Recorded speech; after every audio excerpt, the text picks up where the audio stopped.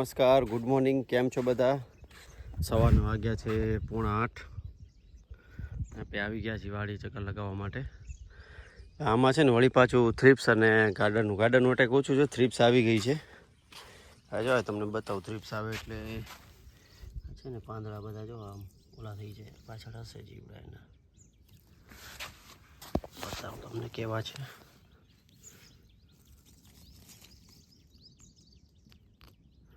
White white colour ના આવે, એકદમ ઝીણા બારીક હોય.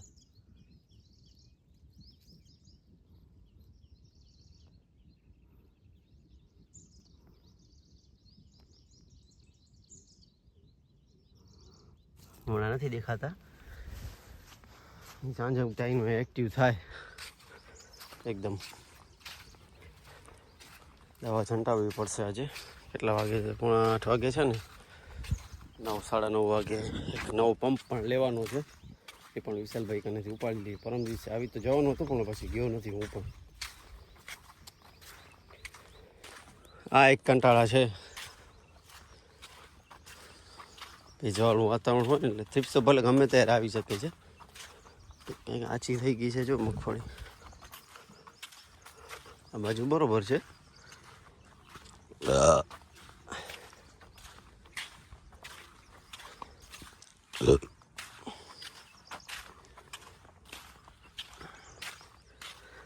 વાતાવરણ તો કોરું જ લાગે છે. આમાં તો નથી બતાવતા કે વરસાદ આવશે, ક્લાઉડી જ બતાવે છે. વરસાદ ના આવે તો સારું, કારણ કે ત્યાં સુધી શું છે, તુરજા જોવા નીંદવાનું બધું કામ છે એ થઈ જાય. પછી ભલે કદાચ પડે તો ભલે પડે, વાંધો નહીં આવે આપણે. મારે છે ને પંપ ચાર્જિંગમાં મૂકવાનું છે તો હું મૂકી આવું. તો દોસ્તો આપણે નવો પંપ લાવ્યા. પાયલોટ કંપનીનો છે, 15-16 લીટરનો છે. બધી એસેસરી પણ આવે છે એની સાથે, ચાર્જર, ઉપરના સ્પ્રેયર એ બધું. પછી ટેસ્ટિંગ કરી જોઈએ આપણે. મોટું છે, કેટલા વાળું છે? આ 8 વાળું છે, બીજું આ ડબલ વાળું છે. બીજા મારા પાસે પડ્યા જ છે, તો એ બધા ટ્રાય કરી જોઈએ આપણે. આ એનું ચાર્જર છે અંદર.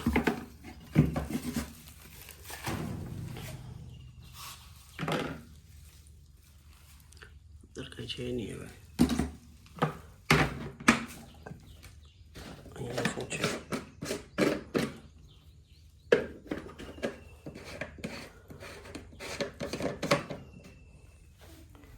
ચાલો ટેસ્ટિંગ કરી જોઈએ. દોસ્તો રોપા તૈયાર કરે છે. 450 કરાવવાના છે. 150 થયા છે. આપણે પાલનપુરનો ઓર્ડર છે. આપણા ભાવેશ મહારાજ ઉપાડીને આવે છે. જો મને લઈ લો. કોઈ નથી, વિડીયો શૂટિંગ થાય યુટ્યુબમાં જશે. યુટ્યુબમાં આ નાના નાના રોપા છે, બીજા મોટા બાજુ છે પડ્યા છે. ઓ પડ્યા સામે. આ વર્ષે નર્સરી નવા રોપા વાવ્યા નથી, કારણ કે ઓર્ડર છે જ નહીં આ વખતે. કે આ વખતે વાવાઝોડું આવ્યું ને, માણસો ખેડૂતો વાવવાનું ઓછું કરે છે. આમ આવડી 2 વર્ષ રહીને પાછી ડિમાન્ડ આવશે. ઘરે ખાવા માટે ડ્રેગન ફ્રૂટ આવે છે. જો ફ્લાવરિંગ મસ્ત આવ્યું છે. ડ્રોપિંગ હોઈશું તો બધે છે. જો આયરું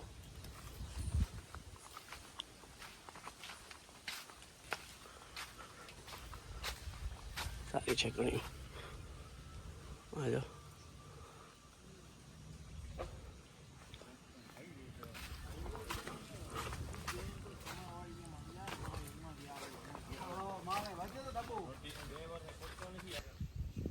તો મિત્રો 150 રોપા ભરાઈ ગયા છે. અહીંયાથી પડ્યા હતા એ બધા ઉપાડી લીધા છે. આમાં નાના નાના હતા એ કાઢી નાખ્યા છે.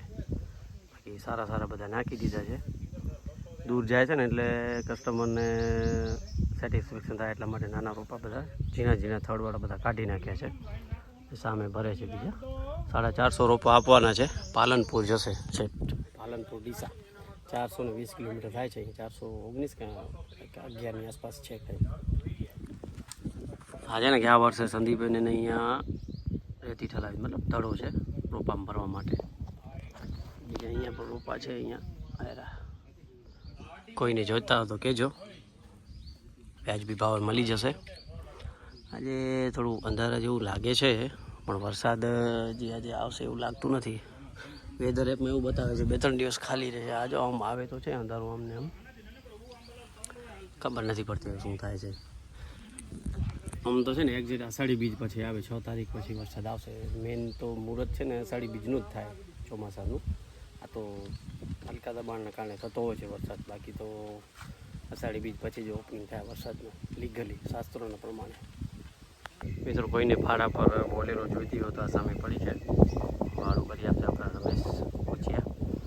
એના નંબર પણ હું ડિસ્ક્રિપ્શનમાં નાખી દઈશ, એ સ્ક્રીન પર ફ્લેશ થશે. કોઈને પણ કંઈ પણ વસ્તુ ટ્રાન્સપોર્ટ કરવી હોય તો ઓલ ઓવર ગુજરાતમાં બધે સર્વિસ આપશે વ્યાજબી ભાવે, તો એનો સંપર્ક કરશો.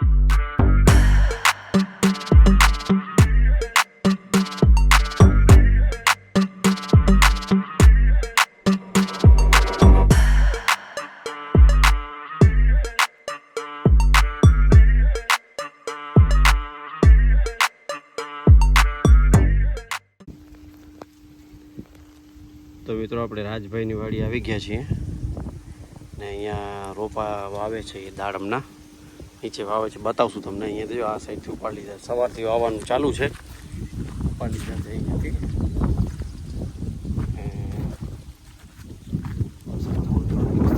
છે કોઈ જાતનું છે નહીં. પછી આપણે આપણી વાડી જશું, ત્યાં વિખેરવાનું ચાલુ છે મગફળી. ત્યાં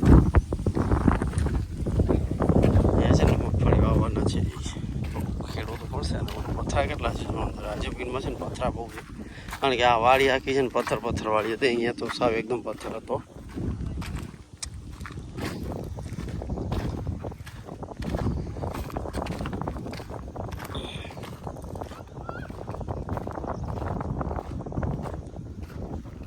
અમીરભાઈ આવે છે વાવવા માટે. કેટલા વાવવાના છે?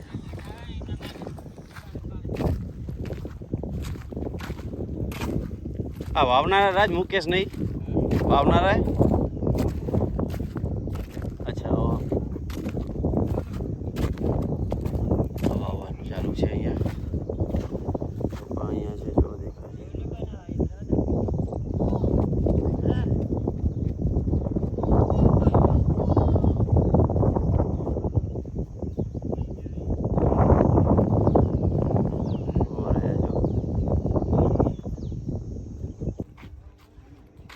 મિત્રો વાવાય છે લગભગ 8ના ગાળે છે, 8ના 7ના ગાળે છે ને આમ 12 ફૂટ છે. 8 બાય 12ના ગાળે છે.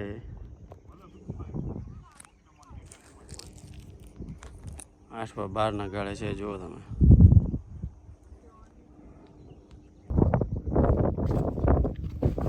વાવાય છે જો. આ અંતર કેટલાનું હોય? 8 બાય 12માં આમ 12 છે ને આમ 8 છે.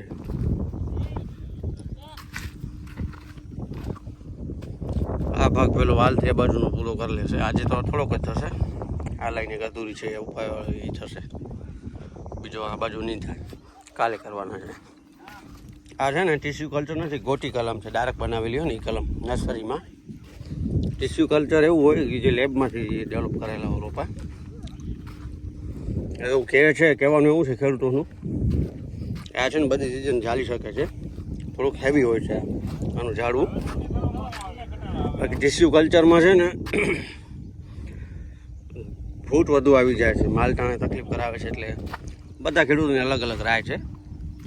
આવી રીતે બધું હોય છે. ચાલો મિત્રો, વિડીયોને અહીંયા એન્ડ કરી દઈએ. મળીને એક વ્લોગમાં. ચેનલ પર નવા હો તો ચેનલને સબસ્ક્રાઈબ કરી દેજો, વિડીયોને શેર કરજો, લાઈક કરજો, બેલ આઇકન દબાવવાનું ના ભૂલતા. બધાને જય શ્રી રામ, આવજો.